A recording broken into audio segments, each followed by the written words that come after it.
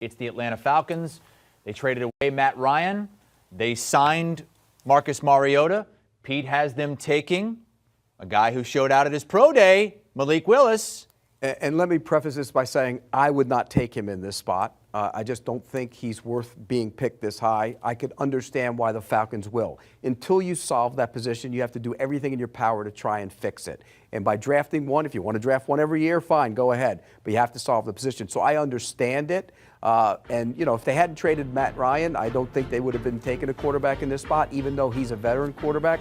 They trade him. I changed the pick. I had to redo it yesterday on the fly, and I put Malik Willis in there. I think he's raw. I think he's going to take time.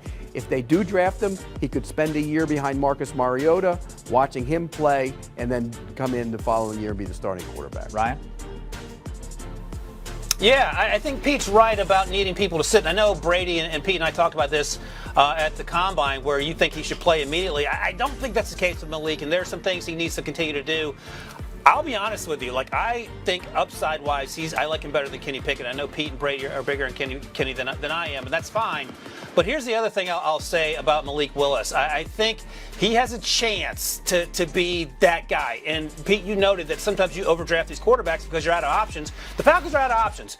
Take a risk. Maybe you get Mr. Trubisky. Maybe you get some version of Josh Allen. Maybe you get something in between. But if you don't draft anyone, you're never going to find out. And after having Matt Ryan, who was drafted back in 2008, now's the time to start hit the reset button. Because I'm pretty sure Arthur Smith didn't come back to be rebuilding in year 2 after they had so many close wins last year and almost made the playoffs. You know, I look at him as the quarterback we talked about a moment ago in comparison to Kenny Pickett with the most upside in this draft class. You see the big arm, you see the mobility, and the ability to extend plays and really actually be a part of the rushing attack. He brings all of those things. And I am with Pete. I think if you're going to go ahead and draft him in this spot, you got to play him early. And if you look at the Marcus Mariota deal, it's really a one-year deal. And Pete had mentioned this in regards to, I think, Mitchell Trubisky when he had signed with the Pittsburgh Steelers, calling him the third bridge in Pittsburgh there. That's probably what Marcus Mariota is. I mean, whether or not Malik Willis plays his rookie season will have a lot to do with Marcus Mariota and how he plays. If he doesn't play well early, Malik Willis, ready or not, it's going to get thrusted in. That is the new age NFL. We don't wait to try to groom these guys. We throw them in there whether they're ready or not and see if they sink or swim and hope that they're able to swim. So, look, as far as the fit goes, I think this is a roster that is depleted right now of some talent outside of Kyle Pitts. Obviously, Calvin Ridley's not going to be a part of this wide receiver group, and the offensive line has experienced issues. So it's a really tough position to be in for any quarterback, let alone a rookie.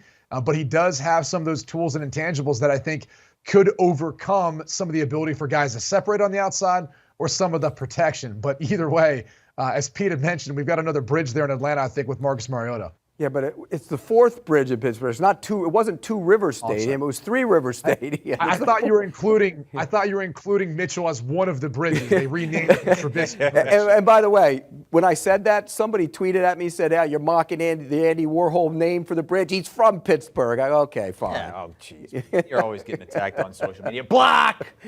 See ya. Do you want a sports network that delivers everything that matters about the game? The highlights, the picks, the instant analysis, no yelling, no fake debates, no politics. Hit the subscribe button and never miss a moment.